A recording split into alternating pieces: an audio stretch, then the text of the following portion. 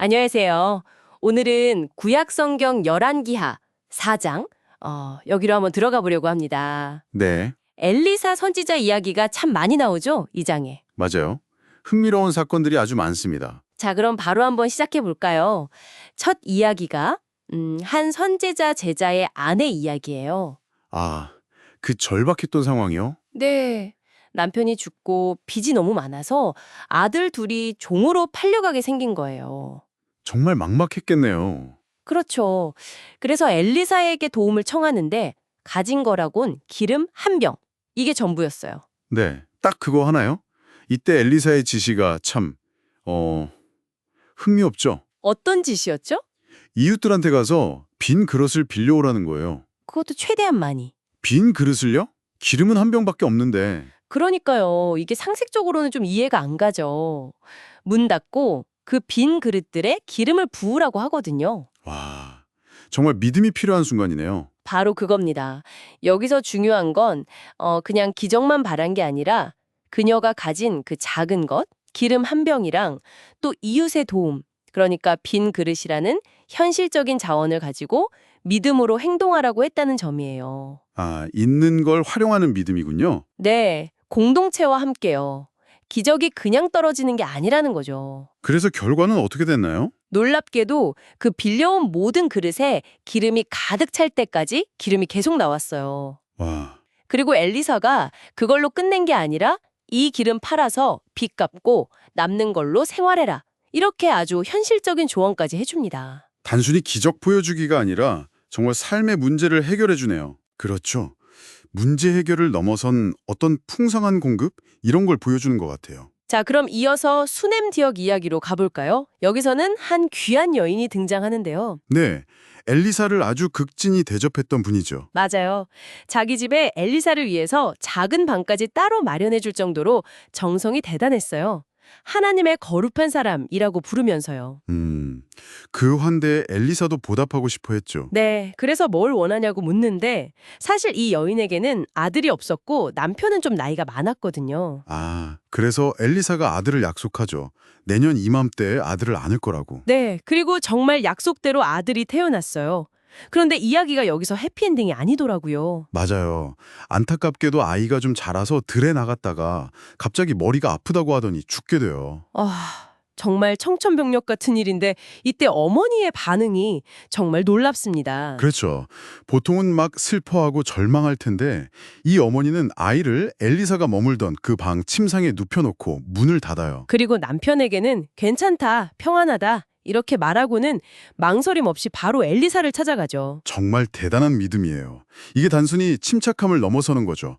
문제 해결의 열쇠가 엘리사에게, 아니 그를 보내신 하나님께 있다고 확신했던 것 같아요. 그래서 엘리사를 만났을 때도 강하게 매달리잖아요. 네, 처음에는 엘리사가 자기 사환 게하시한테 지팡이를 가지고 가서 아이 위에 놓으라고 시키죠. 그런데 아무 효과가 없었어요. 지팡이만으로는 안 되는 거였군요. 그렇죠. 결국 엘리사가 직접 와서 문을 닫고 기도하고 아이 위에 몸을 이렇게 포개듯이 엎드려요.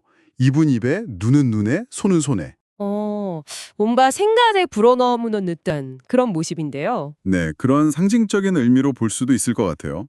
단순한 도구나 형식이 아니라 하나님의 직접적인 능력, 그리고 어쩌면 그 생명을 나누려는 깊은 연결을 통해서 아이가 다시 살아나게 됩니다. 재채기를 7번 하고 눈을 뜨죠. 와, 정말 감동적인 장면입니다. 생명을 나누는 연결이라 깊이 생각해 볼 만하네요. 네. 자, 이제 마지막 부분인데요. 길갈이라는 곳에서 기근이 들었을 때 일어난 두 가지 짧은 기적이에요. 네, 네. 이것도 중요한데요. 첫 번째는 선지자 제자 중 한 명이 잘 모르고 독이 든 드로박을 넣어서 국을 끓였어요. 사람들이 먹다가 이거 독이다 외치죠. 네, 큰일 날 뻔했죠. 그때 엘리사가 가루를 조금 넣으니까 국의 독이 없어졌어요. 정말 신기하네요. 음식의 독을 해독하다니. 그리고 또 다른 사건은 어떤 사람이 처음 거둔 곡식으로 만든 보리떡 20개랑 채소를 좀 가져왔어요. 보리떡 20개요? 그걸로 뭘 하죠? 엘리사가 그걸로 여기 모인 사람들, 한 100명 정도 되는 사람들을 다 먹이라고 해요. 20개로 100명을요? 그게 가능한가요? 차완도 처음엔 이걸로 어떻게 100명을 먹입니까? 하고 반문하죠. 그런데 엘리사가 하나님 말씀이니까 그냥 줘라 해요. 결과는 다 먹고도 남았겠군요. 맞습니다. 다 배불리 먹고도 남았어요.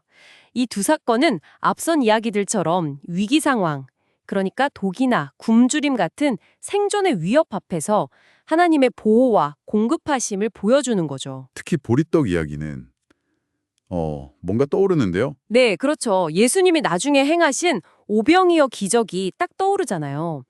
제한된 자원으로 많은 사람을 먹이시는 하나님의 능력, 그 풍성함을 보여주는 예표 같기도 하고요. 아, 그렇군요. 개인적인 문제를 넘어서 공동체 전체의 필요까지 돌보시는 모습이네요. 맞습니다. 오늘 열왕기하 4장을 쭉 살펴봤는데요.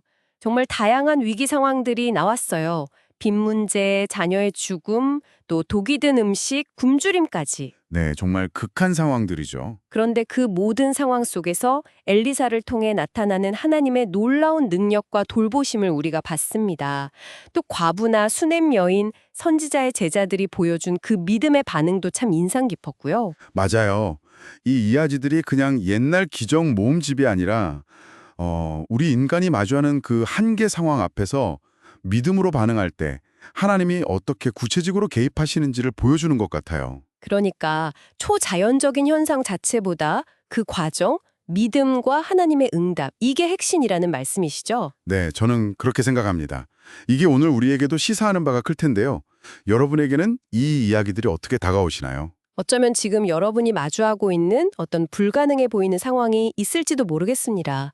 그 문제 앞에서 오늘 이야기 속 인물들처럼 어떤 믿음의 발걸음을 내디뎌 볼 수 있을지 한번 조용히 생각해 보시면 어떨까 싶습니다. 여러분의 빈 그릇은 무엇이고 혹시 스스로 닫아버린 문은 없는지요? 네, 좋은 질문이네요. 자, 오늘은 여기까지 나누겠습니다. 다음 시간에 더 흥미로운 이야기로 찾아뵙겠습니다. 감사합니다. 감사합니다.